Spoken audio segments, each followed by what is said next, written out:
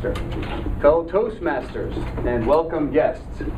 Tonight we're going to switch gears a little bit and talk about something that many of us probably don't deal with on a daily basis, with the exception to we do deal with it every single day. And that is safe drinking water. Safe drinking water is regulated by the Environmental Protection Agency, and through federal statute, state statute, and local regulations, public water systems provide safe drinking water to us every day. So, although we turn on the tap and take it for granted, a lot of protection mechanisms are in place, and including treatment. Now, this is a very fundamental diagram of what typically occurs in a public water system. Right here is a well with a pump and treatment. It's simple. The water comes out of the ground and it's treated to meet minimum standards. This is a piece of distribution pipe that runs typically to an offset site, a water tower, where the pump and the treatment plant pressurize against the water elevated in a tower and maintain system pressure between 20 and 80 pounds per square inch. It's extremely important to maintain pressure in the system so that nothing enters the system except for the safe water here and the safe water that has been stored here. We're going to break this down to a very small element of safe drinking water, and it's called backflow prevention. There's two types of backflow that can occur. There's back siphonage, when the pressure in this system goes below 20 pounds per square inch,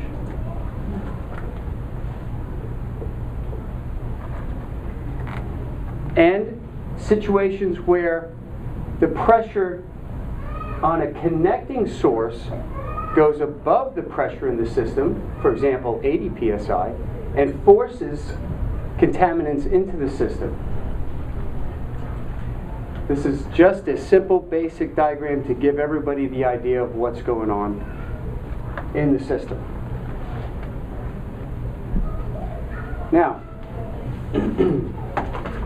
the Environmental Protection Agency in 2002 collected a series of studies and came up with a, on average, failure mechanism in a system, and their results showed that for every 100 miles of pipe in a system, an average of 20 to 30 breaks per year would occur.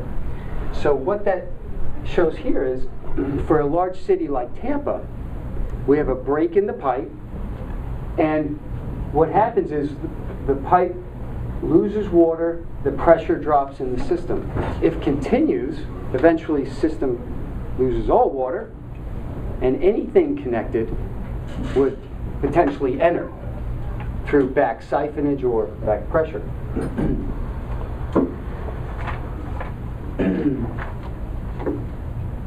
Sources of contamination. Let's look at our residential source first. Many homes have private irrigation wells. Either they pull water out of a pond in their backyard and sprinkle their yard, or they pull water out of the ground and sprinkle their yard. And it's very common. 55 documented cases on record. An example: a vacuum breaker at somebody's home connected to the potable water side of their system, allowing water to enter the public water system. This was in Michigan. Nematodes, rust, and debris, 1995.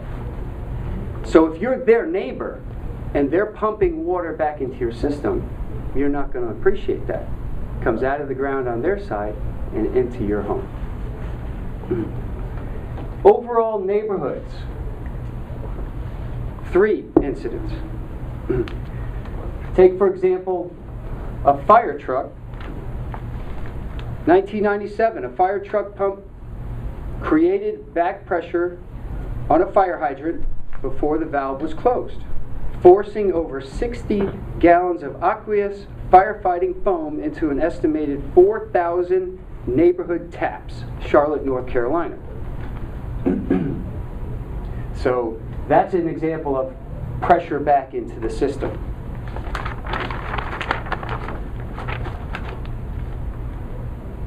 Medical sites. During a shutdown of water main to repair a valve in 1984, the backflow of water from a nursing home's boiler caused burns to a water department employee's hands in Washington State. This was speaking of an individual building, and internally their boiler system was connected to their plumbing. Water was forced and caused injury.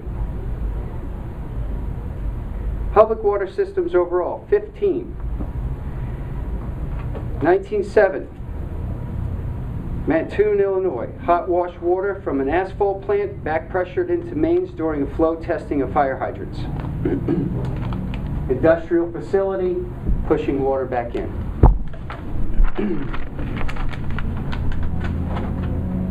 The examples we've talked about tonight include what could be considered not that much, but if you're on the receiving end of a polluted water supply that you're trusting every day, it's very serious. How many of us have seen the little water line out in front of a restaurant or a commercial facility, or one of the large assemblies for fire, and thought, what in the world, why is that above ground? And the reason is this. In order for them to work correctly, they have to be above ground so that they're not potentially submerged in water and not allow them to work. Mr. Toastmaster.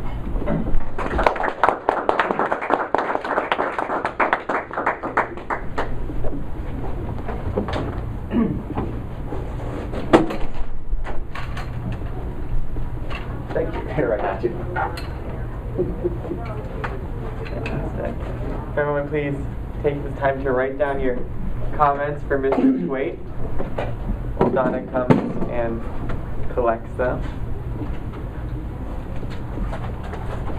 That was a good segue, actually, William, into my next fact about Las Vegas.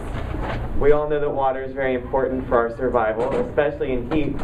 And Las Vegas, as it turns out, is a very hot place. So when I do finally make it out there, I don't think it's going to be in July, when their record temperature so far is 117 degrees, which is just a bit more, I think, than I could handle. Now, our next speaker has been a Toastmaster for only a few months, and he's speaking from the Competent Communicator Manual, speech number 3, What is American Music? Please help me welcome Yaroslav.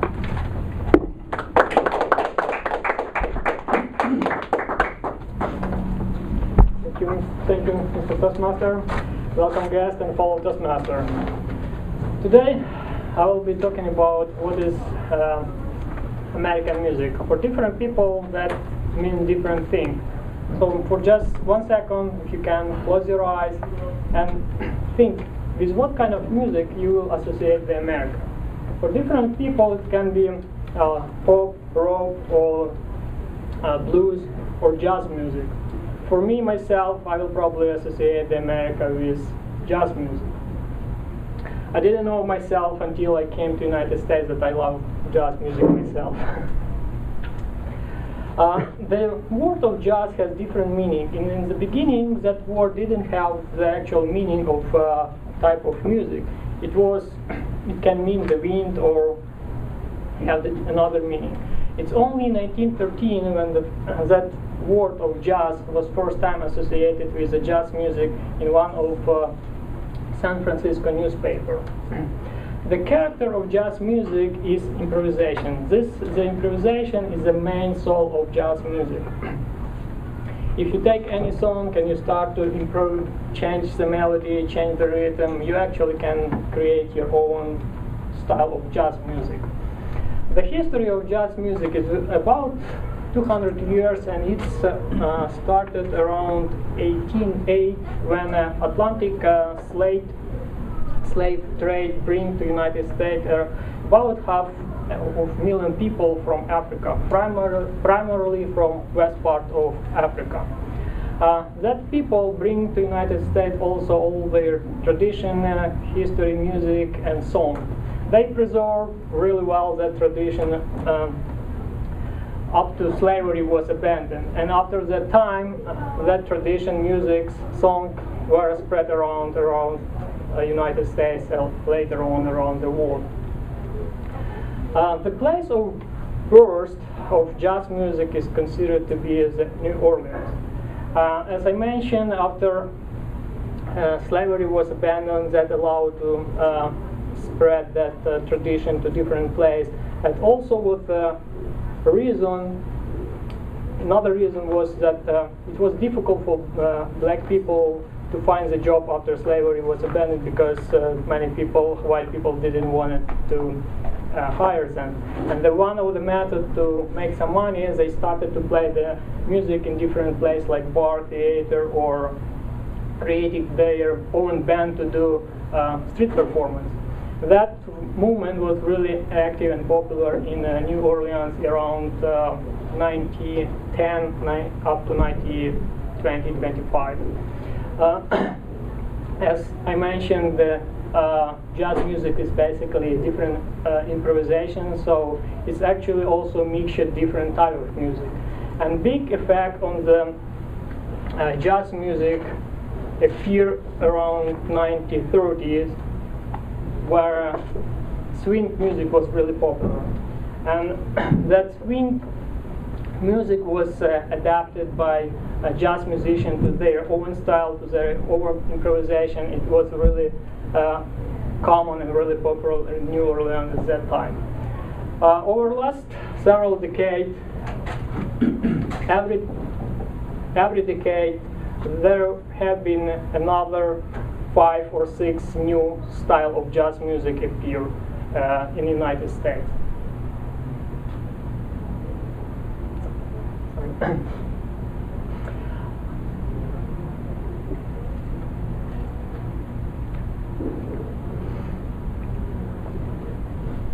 For example, from 1930 to 1940, there have been from 5 to 6 different styles of jazz music, like bop, bebop, cool jazz, hard bop, modal jazz, free jazz. For example, if you take bebop jazz, it was right after swing jazz was popular, and the bebop jazz wasn't really intended to be a dancing music like swing jazz. It was intended to more creative, to correspond to more personal improvisation of the person, and it has more faster tempo to play the music. From 1960 to 1970, that period of time is characterized with jazz music of style like Latin jazz, soul jazz, jazz fusion, jazz funk. For example, Latin jazz had 2 different varieties. One was Afro-Cuban, and another was Brazilian jazz. Brazilian jazz was derived from samba music. It was actually incorporated in the jazz style from Brazil.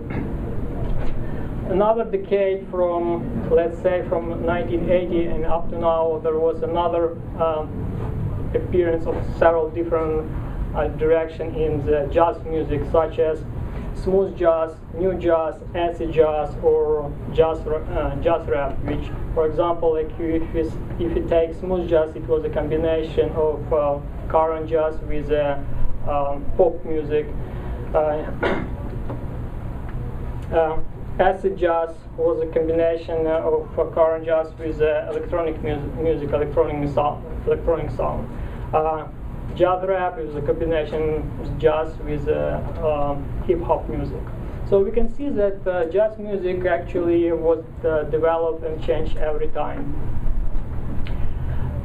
And if you really like jazz music here in Tampa, we have really a wonderful place which called Folks Jazz Club, which is located right behind West Shore Plaza when you merge to 275.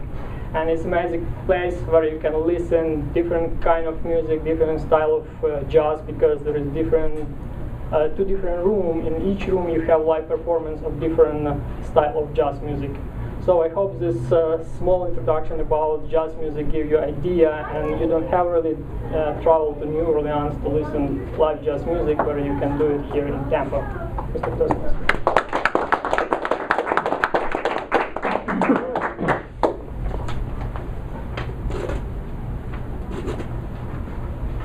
You'll please write down your thoughts for Yaroslav while Donna comes around and collects them. Now, we all know that Las Vegas is famous for their casinos, but they do have some competition. There are a number of Indian casinos on reservations all across the country. Also, there